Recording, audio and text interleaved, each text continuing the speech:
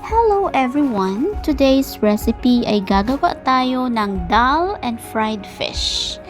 Okay, so ito ay inspired sa mga Indian recipes. Okay, so even sa mga Asian countries ay makikita natin na nagluluto sila nito. Okay, so napaka-simpleng fried fish and then yung dal curry na pwede mong kainin with rice or with roti or bread. Okay, so napaka-simpleng combination nito guys, but sobrang complete in one meal and napakasarap. As in, mag-i-enjoy kayo once na ito yung food na nakaserve sa mga table ninyo. So guys, please try to cook this in your own kitchens. Okay, so please don't forget to subscribe, like, and share. Click the bell for you to keep updated.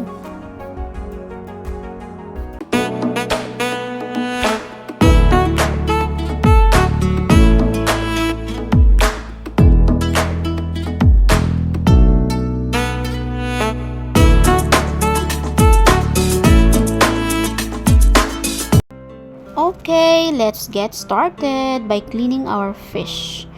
Anyway, pwede kayong gumamit ng kahit na anong fish yung available sa market na malapit sa inyo. Pwede kayong gumamit ng kahit na anong gusto or prefer nyo na isda. Okay, so as long as it is fresh, and then kahit yung may bone or yung boneless or kahit na ano, basta ay pagpa-fry natin ay pwede kahit naman anong fish. Okay, so yan, at nilinis natin ng maigi at banlawan lang natin ng ilang beses yung ating isda. And mas masarap talaga pagka fresh yung ating isda kasi syempre mas masarap at saka masarap kainin dahil napaka fresh niya. Okay, so ayan, and malinis na yung ating isda. Tinanggalan na natin yan ng mga lamang loob and then nilinis natin at binanawa ng ilang beses. Okay, so ayan, and after nito ay pwede na natin siyang i-marinate. Okay, so i-marinate natin ngayon yung ating isda. Okay, so lagyan nyo lang ng slice nyo lang sa gitna. Okay, so 2 kutsarang ginger and garlic paste. Okay, gumamit tayo ng garlic and ginger paste dito. Okay, and then 1 teaspoon ng ating turmeric powder. So as usual ay gumamit tayo ng turmeric powder, which is napaka sarap na spices. Okay, so ayan, nag-add tayo ng salt and ng masala powder or yung garam masala. So ito ay makikita natin sa mga Indian stores. Yung mga spices na to ay sa mga Indian stores natin or market natin mabibili, or kahit sa mga mall mayroon din naman yung sa section ng ating groceries. Okay, so ayan, and then nag-add tayo ng red chili powder. Okay, so para mag-change yung kulay, diba sa atin kasi ay tamang salt lang yung inilalagay natin and it's done, salt and pepper. So why not upgrading your fish? Okay, mas lalong masarap. Okay, so naglagay din tayo ng mga 5 tablespoons ng flour, and then nag-add tayo ng a while ago nag-add tayo ng vinegar. Okay, to lessen yung smell or napaka matapang na smell ng fish natin. Although yung fish natin ay fresh, but syempre nature na ng fish na medyo matapang yung amoy. Okay, so ang ginawa natin ay i-coat lang natin ng maigi yung isda. Okay, so i-marinate natin ng maigi hanggang sa magiging even or lahat ng parte ng isda ay mababalot ng marinate natin para yung lasa ay mag-absorb talaga. So mas masarap kasi pagka sobrang marinate yung ating fish, and then set aside natin to ng mga 1 to 2 hours. Okay, so meanwhile ay pakulo na tayo ng ating dal. So yung dal ay yellow yung kulay nito. So ayan, nagpakulo tayo, gumamit lang tayo ng rice cooker, and then naglagay tayo ng tomatoes and green chilies dito. Okay, so dahil malambot na ay gumamit tayo ng masher. Okay, so imamash lang natin siya hanggang sa magiging soft yung consistency ng ating dal. Okay, so ewan ko sa inyo yung iba kung nakatry na kayo nito, kasi mayroon din iba't ibang klase ng dal. Okay, so mayroong malalaki, mayroong maliliit. Okay, so dito sa market ay marami kang pagpipilian ng mga iba't ibang klase ng dal. Okay, so yan, and malambot-lambot na yung ating dal. So napakabilis, pwede nyo siyang lutuin sa rice cooker, o pwedeng gumamit kayo ng pot na paglalagaan ninyo or paglulutuan. Okay, so after nating i-mash ay mag-prepare tayo ng ating spices para sa paggisa sa ating dal curry. Okay, so meron tayo ditong 4 pieces ng green chilies. Actually, yung green chilies natin ay medyo maanghang-anghang ng kaunti.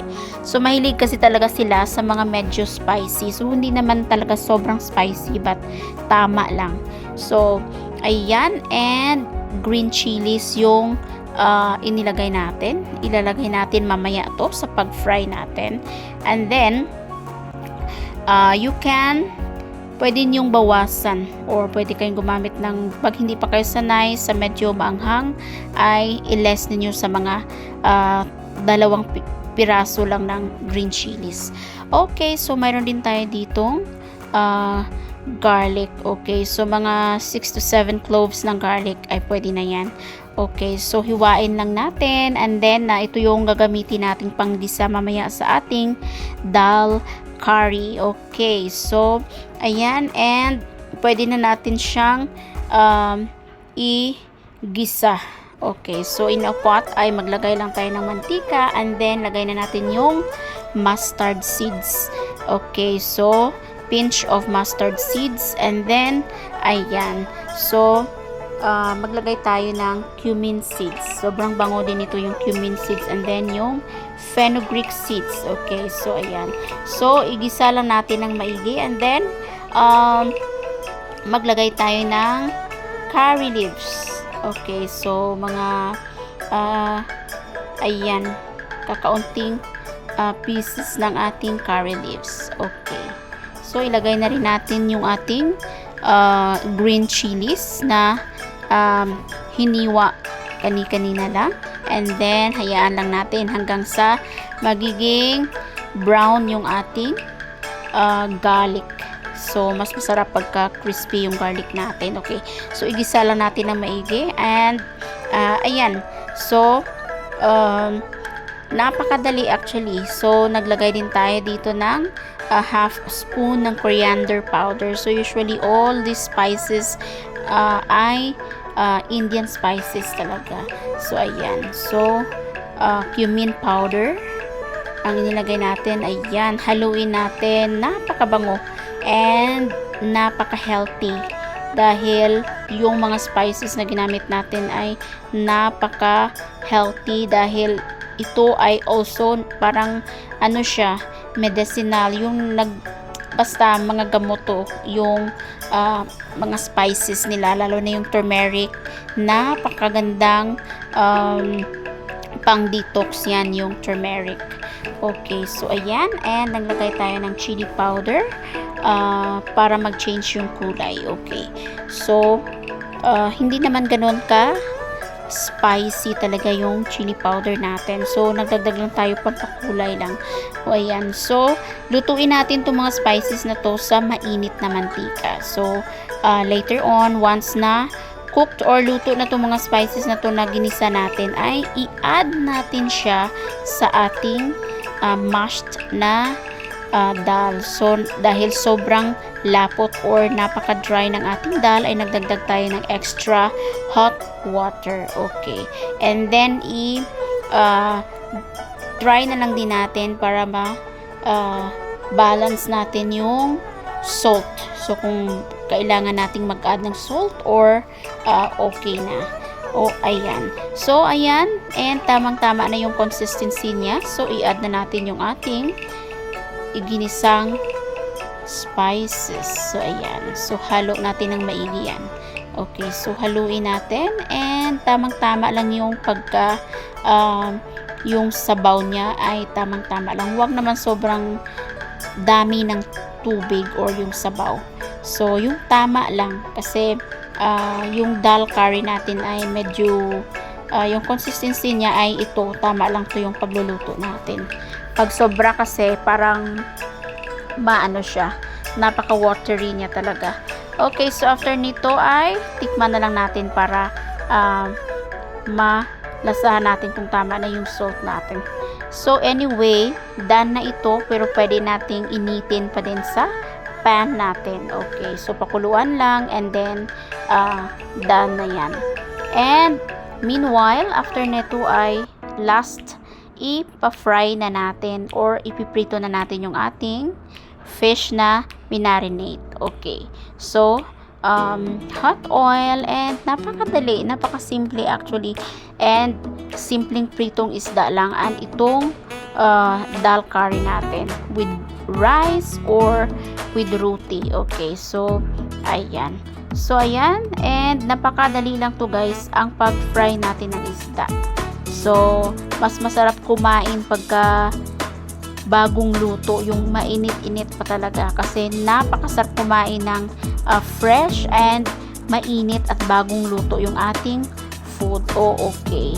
So, ayan. So, in just few minutes after nitong fish natin ay mas mabilis lang yan maluto. So, ayan.